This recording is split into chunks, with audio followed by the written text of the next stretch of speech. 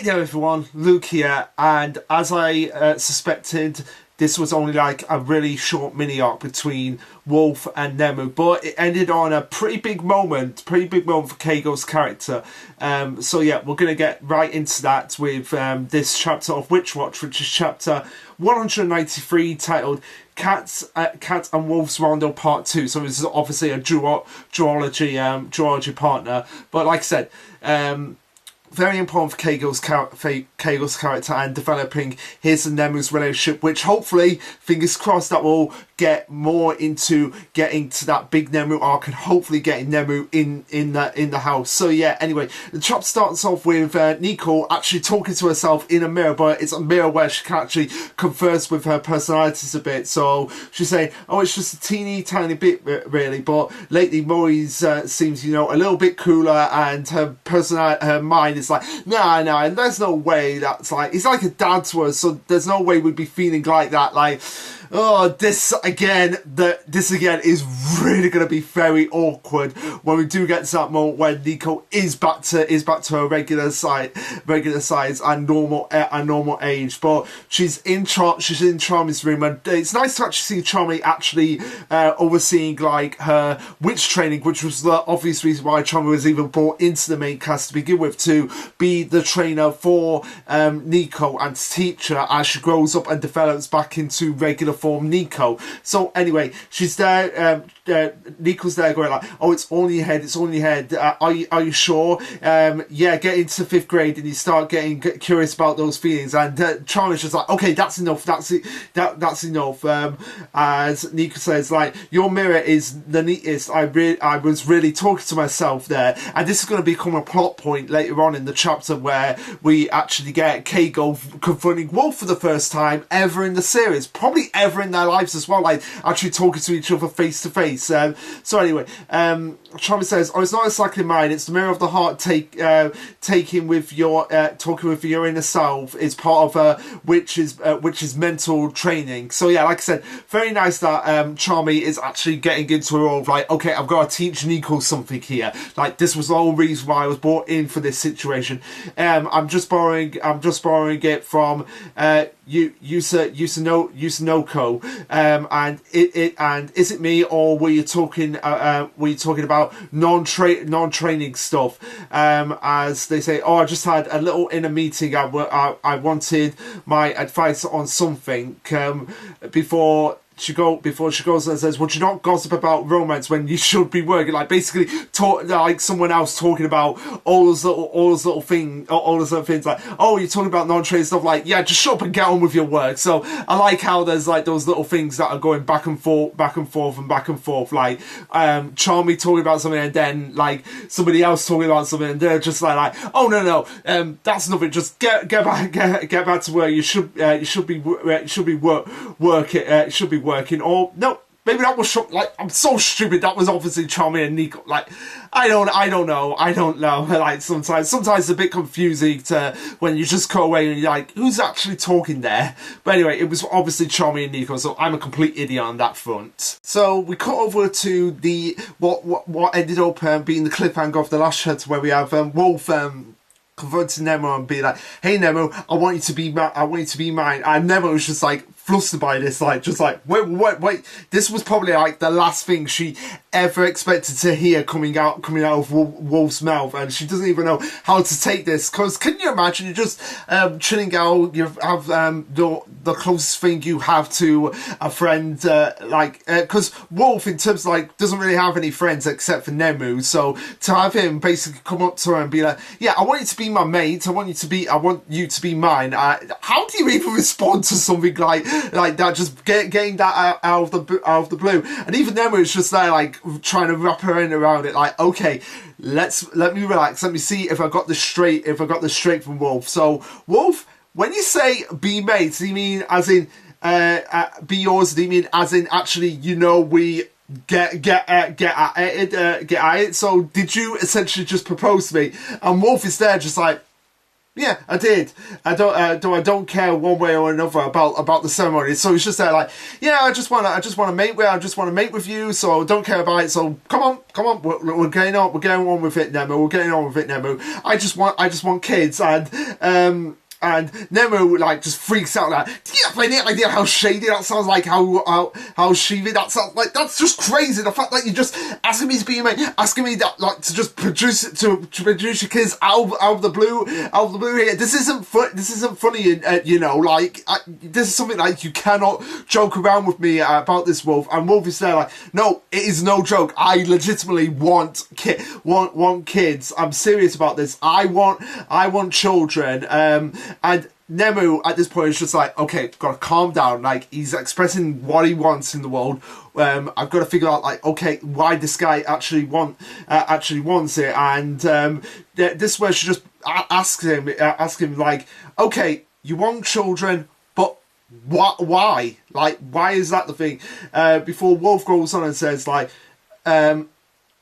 he essentially is having a midlife crisis here, Wolf. Like he doesn't even know who he is on the inside, because he's just basically one side of the same coin on Keigo. But if Keigo goes, he goes as well. Like so he can't necessarily be his own person, and that's probably just like what's screwing with his mind. Like all that ever happens is that I come out when Keigo sees a crescent moon, but if he doesn't see a crescent moon, I'm not going to come out for ages. So who am I? Am I just like this creature inside me that's just going to pop out and not have any impact on the world? I go nuts, and then I go back to sleep. So he's basically like Snorlax. Like he'll wake up, go a bit nuts, then go back to sleep.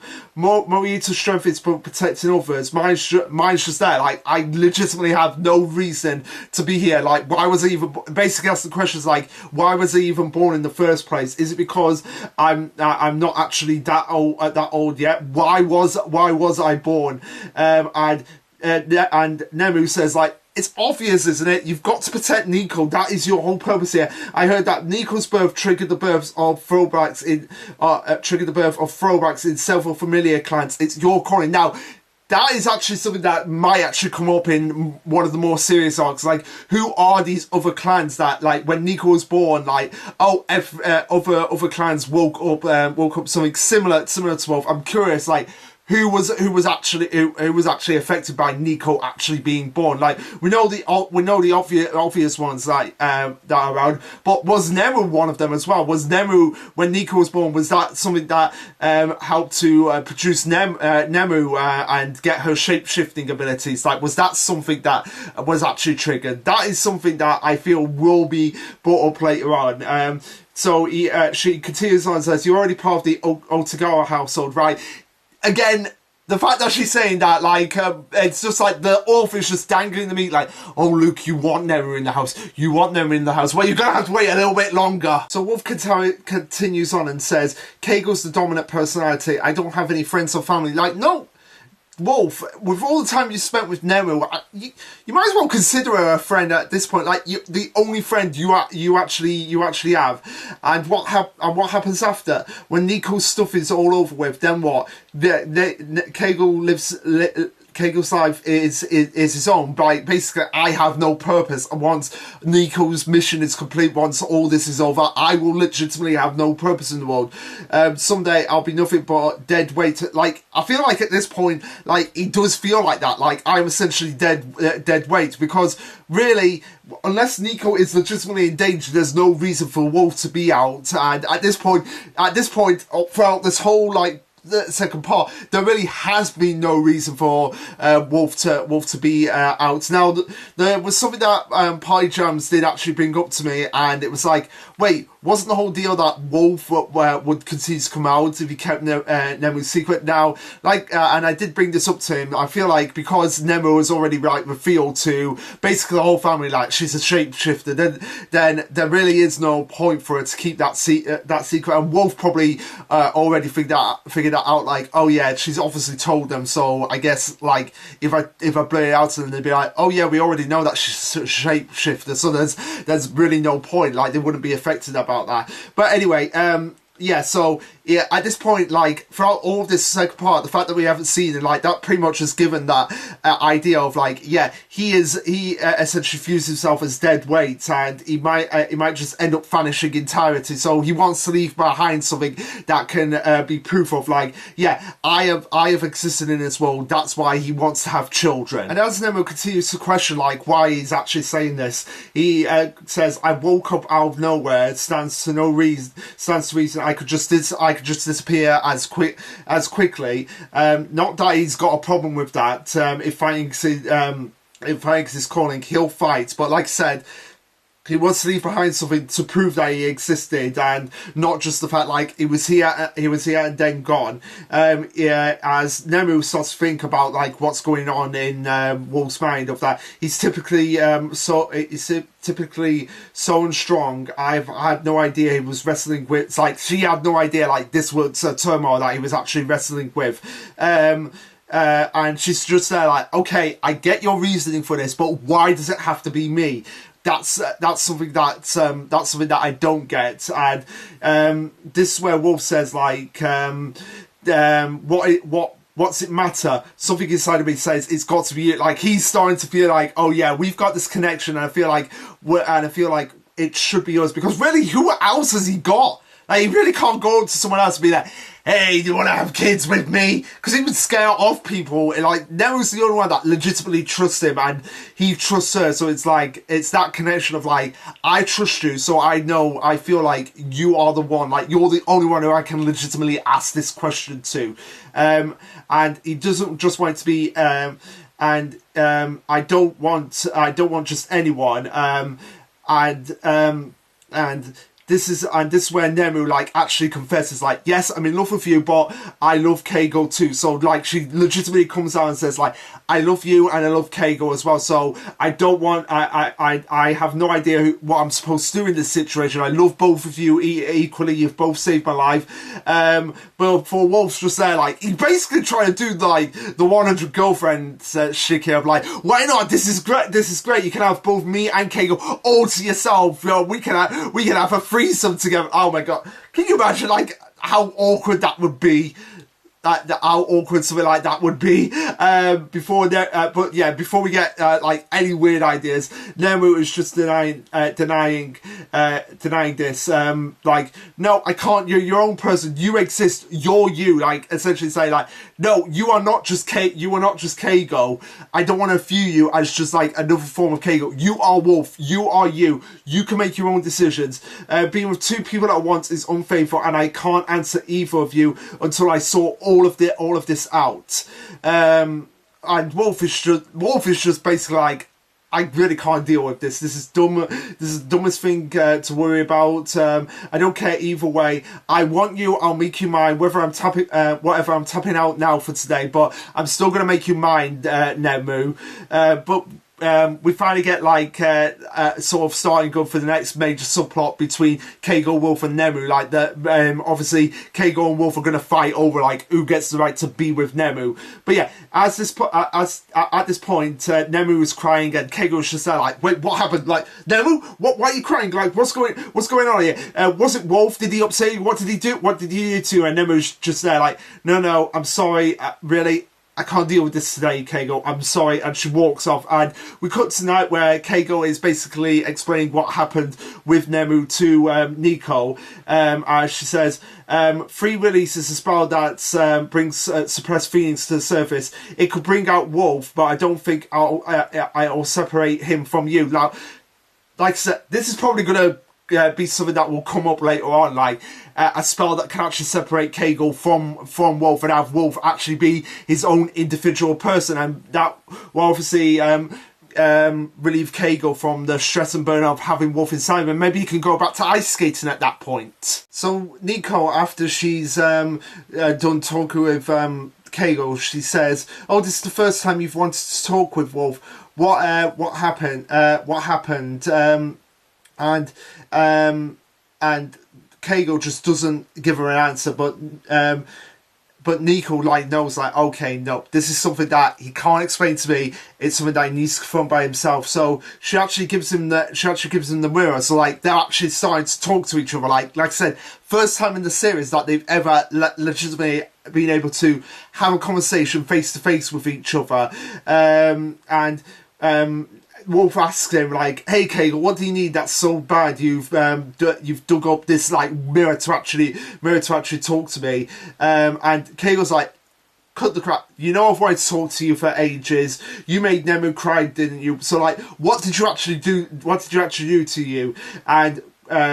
And Wolf says like, "Oh, she said something about her pet canary or whatever died." Basically lying through his teeth, and he even admits it lied before he tells him the truth. Like, I proposed to her, and this is where Wolf actually does come out of the mirror here, so like they can actually like be in the same room face to face with each other. Now, at first I was just there like, this is this really Wolf actually there in the room? But as it turns out, like, no, he is legitimately in that room staring down Keigo. So yeah, first time ever in the series these two have been in the panel together face to face.